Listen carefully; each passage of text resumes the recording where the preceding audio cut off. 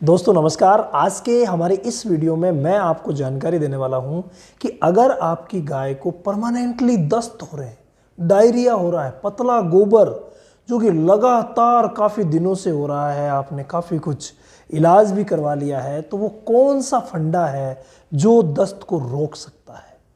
Permanently दस्त होना ये कई पशुपालकों के साथ समस्या है जो कि उनकी गाय के साथ रहती है, जिनमें से एक है हमारे सुखवीर यादव जी, जिन्होंने लिखा है, सर गुड नाइट सर, मैं प्रैक्टिस करता हूं और मैं अपनी काऊ को समय पर डिवॉर्मिंग करवाता हूं। ये बात नोट करें, डिवॉर्मिंग ये समय पे करवा रहे हैं, नो प्रॉब्लम, ठीक है।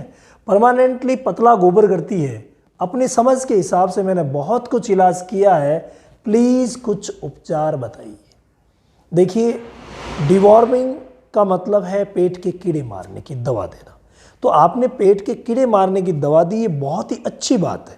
जब भी डायरिया हो, हमारा जो पहला स्टेप होता है वो हमेशा यही रहता है कि हम उसकी डिवॉर्मिंग करवाएं, जो कि आपने करवा दी। इसके अलावा आपका ध्यान जिस बात की तरफ नहीं गया है वो है रूमन की पीएच। तो मैं जो आपको टिप देने वाला हूँ, उन टिप्स के हिसाब से अगर इलाज करवाएं तो आपकी गाय ठीक हो सकती है। टिप्स नंबर 1 वो है कि उसकी आप रूमन पीएच नोट करें।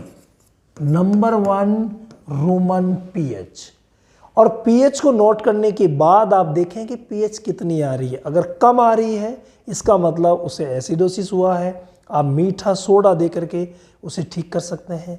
अगर पीएच ज़्यादा आ रही है इसका मतलब उसको एल्कलोसिस हुआ है, आप उसे जामुन का सिरका पिला करके ठीक कर सकते हैं। तो नंबर 1 स्टेप यह है जो कि आपको लेना ही पड़ेगा।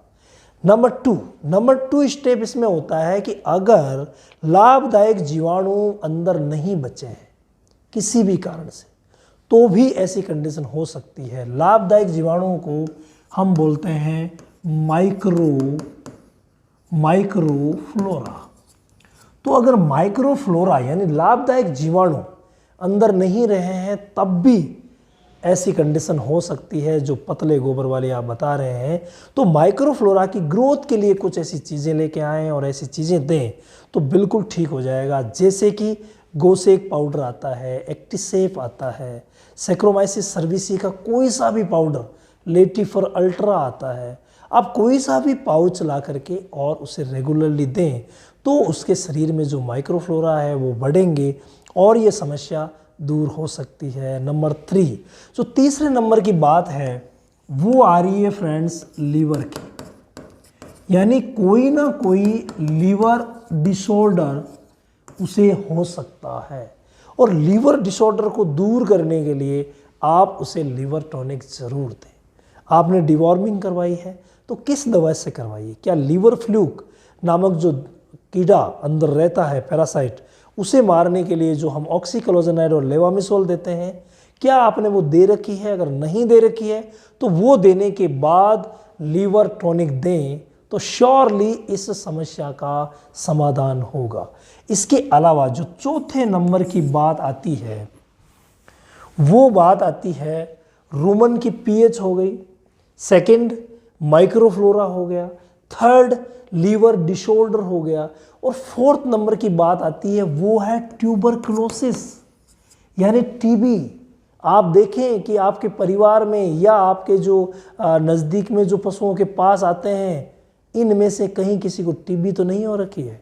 अगर किसी को भी टीबी की शिकायत है तो आप अपनी गाय की टीबी की भी जांच करवाएं, क्योंकि जब टीबी होती है तो भी ऐसे सिम्टम्स जो है वो कंटिन्यूसली आते हैं। आपने जो स्थिति बताई है उसके हिसाब से लग रहा है कि इन चारों पॉइंट को आप अगर फॉलो करें तो हो सकता है सफलता मिल जाए।